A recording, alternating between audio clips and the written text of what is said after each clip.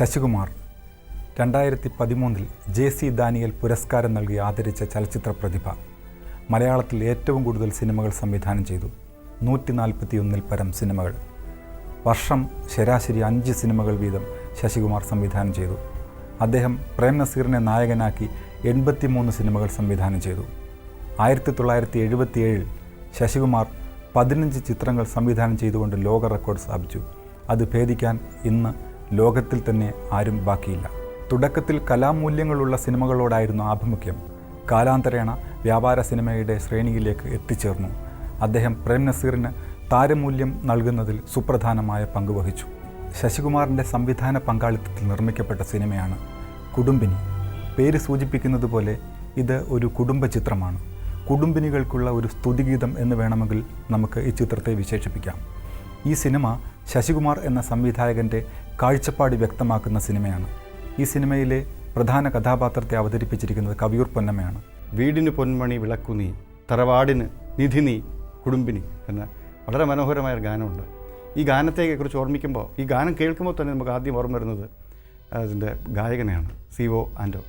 വളരെയധികം ഭാവസാന്ദ്രമായ ഒരു ആലാപന ശൈലി ജനങ്ങളുടെ മുന്നിൽ നേരിട്ട് കൊടുക്കുന്നതിനുള്ള പ്രത്യേക കഴിവ് ആൻറ്റോ ചേട്ടനുണ്ടായിരുന്നു. അത് ഈ പാട്ട് കേൾക്കുമ്പോൾ തന്നെ ആ ഗായകൻ്റെ ഈ ഭാവസാന്ദ്രമായി പാടുവാനുള്ളൊരു കഴിവിനെക്കുറിച്ച് നമുക്ക് തിരിയുന്നതാണ്. വീടിനു പൊന്മണി വിളക്കു നീ, തറവാടിനു നിധി നീ, കുടുംബിനി. വീടിനു പൊന്മണി വിളക്കു നീ, തറവാടിനു നിധി നീ, കുടുംബിനി. പതിയെ കൂപ്പും നിൻകരതാരുകൾ, പതിയുവതെല്ലാം സഫലം. കടമകൾ ചെയ്യുവാനർപ്പിച്ചൊരു നിൻ കമനീ ജന്മം വിമലം. വീടിനു പൊന്മണി വിളക്കു നീ, തറവാടിനു നിധി നീ, കുടുംബിനി. ശശികുമാർ സാറിൻ്റെ തൊമ്മൻ്റെ മക്കൾ എന്ന ചിത്രത്തിൽ വളരെ പ്രശസ്തമായ ഒരു ക്രിസ്ത്യൻ ഡിവോഷണൽ സോങ് ഉണ്ട്. വർഗീസ് മാളിയേക്കൽ രചിച്ച് നമ്മുടെ പ്രശസ്തനായ ജോബ് മാസ്റ്റർ, അതായത് അല്ലിയാമ്പൽ കടവിലെന്ന അരയ്ക്ക് വെള്ളം എന്ന ഗാനം സംഗീത സംവിധാനം ചെയ്ത ജോബ് മാസ്റ്റർ സംഗീതം ചെയ്ത് ജാനകിയമ്മ പാടിയ വളരെ പ്രശസ്തമായ ഞാനുറങ്ങാൻ പോകും മുൻപായി എന്നുള്ള പ്രശസ്തമായ ഒരു ക്രിസ്ത്യൻ ഡിവോഷണൽ സോങ് ഉണ്ട്. നമുക്കത് കേൾക്കുമ്പോൾ ഒരു വല്ലാത്ത അനുഭൂതിയാണ് സാധാരണ വരാറുള്ളത് ആ ഗാനം കേൾക്കുമ്പോൾ.